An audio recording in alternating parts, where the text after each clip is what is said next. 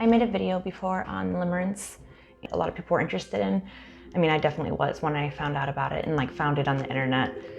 But there was a small supply of information on it when I first learned about it. So this video, just gonna be a small little video. It's inside of Reddit. It's one of the subreddits called Limerence. And I'm gonna read through some of those and just go over it because I feel like hearing other people's experiences or hearing that other people are going through the same thing, you can learn to help yourself through helping somebody else. The advice you would give to someone that is suffering it might be way better, make more sense than the advice you would give yourself. For some reason, that's just usually how it works. Okay, so I'm gonna read this one. The title they put is "The guilt that comes with being limerent makes me feel equally as bad, if not worse, than the actual limerence." It says, "Sometimes I try to think of my limerent object's response to exactly how I feel about them.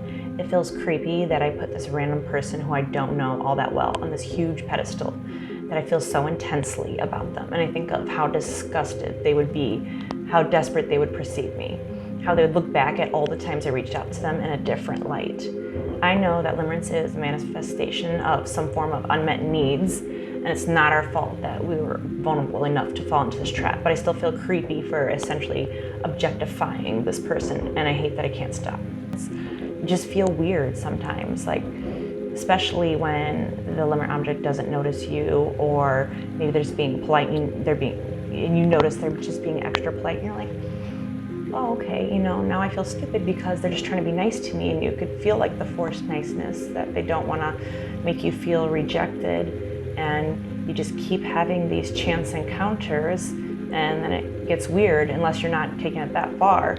But a lot of people that do suffer with limerence do work on having chance encounters to cross their path, or maybe someone at work, reasons to constantly go by or be seen or mentioned around that person. So comments to that were "You articulated it very well. It's ugly. It's an ugly emotion. Shame exists to stop us doing ugly things, but it can quickly become unhelpful. Many facets of human emotion are ugly and shameful. It's easy to get stuck in shame and think something makes us inherently awful. As you said, we didn't ask for this. You acknowledge it's not okay and you want to get better." I think that's really important to know that the way you feel is not normal, especially when it comes to finding out more information about this person, which I know a lot of people do that now with social media. You can find details about their life. It doesn't feel as weird as it used to maybe 10 years ago, but it still is, pushing boundaries, whatever that means. But I know that for example, when I had it for one person, I mentioned in my other video, I did not want any kind of sexual relationship with them at all. They weren't my typical attractive kind of person that I would go for. And I mean, I've only had 3 boyfriends ever. So it's not I was just being boy crazed or anything. It's just I was fixated on somebody that when I lived in these apartments 10 years ago or so, it was one of the workers there.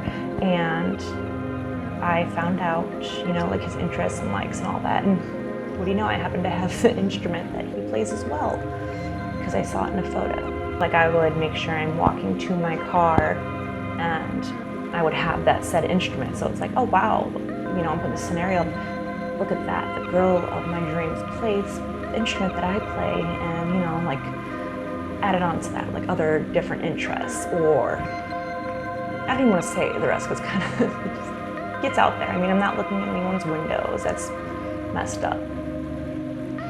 I was chasing after an unmet need, this person says, from childhood. I've said before that I had a really great childhood. My parents are excellent, but back when I was younger, my dad was a guy's guy, and he did stuff with me, but he was more into doing stuff with his sons or being with his friends or family and stuff after work and coming together and doing that. And it was one of those kids should be seen, not heard, etc. But he was a really respectable person. He never said I love you, but you knew he loved us immensely. So it was I was chasing this coldness, this very stoic person, but I seen the warmth of him with other people. So I just wanted that projected onto me. But later on, a lot happened through all these years down the road, I'd say about I don't even know, sometime in this decade, things changed because we as a family went through some things. He had grandkids, I gave him grandkids, as did another family member. And he just turned into this really warm person that I did not know was in there. I mean, he's still his crazy self, and he's just this deeply mysterious person. But he's just so warm. He tells me, I love you every time. It was shocking to see the first time he texted, love you, sweetie. And I'm like, oh my God, it's something he's never done before. And that was the unmet need that I had. So I'm lucky that I had a parent that did the work, or had this, epiphany that life is short and you need to connect more if you can, or if you feel that you want to. So I feel that helped me with my limerence, greatly. I don't think since then I haven't had this feeling, this obsessive thoughts about someone. My current limit object is the only one I actually know well. We're friends. I think it keeps me a bit more grounded. I value the friendship, respect her, and know there won't and can't be anything between us. But the feelings just don't disappear. I think it won't as long as we work together, but this is so unhealthy for me mentally. Thanks for listening. You know what I really like okay, this is important. Say you are suffering through limerence. I think that it's healthy that she does know that there's a boundary. She's not trying to push this friend into liking her. Even if you feel it for someone, don't make it to where you are going to cross paths. Don't, stalk their profile, their background, their life. Don't ask about them. And try to distance yourself, unless it is a friendship like this. Then understand the boundaries. Even if you feel they're maybe coming on to you a little bit for a drunken night or something like that, don't give in to that, because it's just going to turn into a really ugly situation after, something that you can't rewind time back for. One thing about limerence, like I've said in the other video, is that it takes over your mind all day. It can last for years over your limerent thoughts for one person. It's just really unhealthy. You can't think of anything else. You get really down or hurt, you're in a bad mood when it doesn't go your way, or when you're not getting a fix from that. And then when it does go good, it's such a big euphoric feeling, and that's not really a stable kind of mood to have on a daily basis, where you're chasing the highs and stuff like that. It's just an addiction. Okay, 2 years after my episode, I feel a different person. It was a coworker, worked together 8 years, he quit 2 years ago. This is how I feel. Number one, I feel a completely different person. During those 8 years, my soul, and I emphasize, my sole thought was thoughts about him and me, and even when I may have been doing something else, it was still sitting in the back of my head, driving my life. Okay, like I just said, it literally just takes over your life. You want to think about something else, you want to maybe date somebody else, even go do something with your friends, and trust me, it's just there, it's in your mind, and you can't get it out. It happened at first sight. It was as if the moment I saw him, my brain got locked into that mode. It could have been this beauty that it was nice to look at, his personality, maybe the crumbs of attention I got from him. Maybe my brain blew it out of proportion, and that's super common.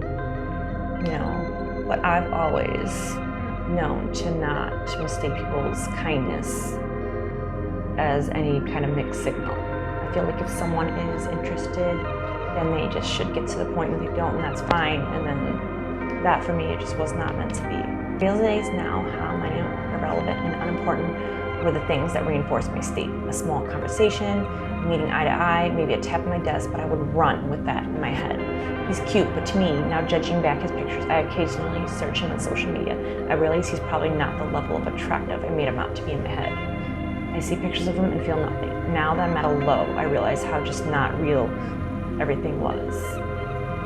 And that's what sucks too. So say that limerent object moves away, or gets married, or clearly moving on with someone, or does not want to be with you, then you just feel empty inside. It's the opposite of that euphoric feeling. It's really low.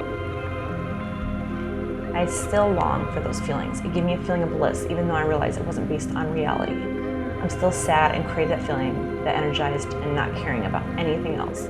It's quite depressing, literally, feeling like I just woke up after 8 years and so much time has passed. I'm older, people have done a lot during this time. It's depressing to have woken up. It was just a fantasy that you were living out in your head.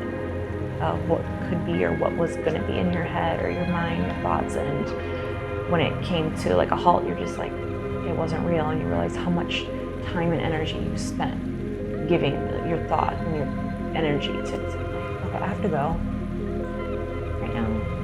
But I'm working on another video about like self-attachment styles. I have to go, but I'm working on another video on relationship attachment styles.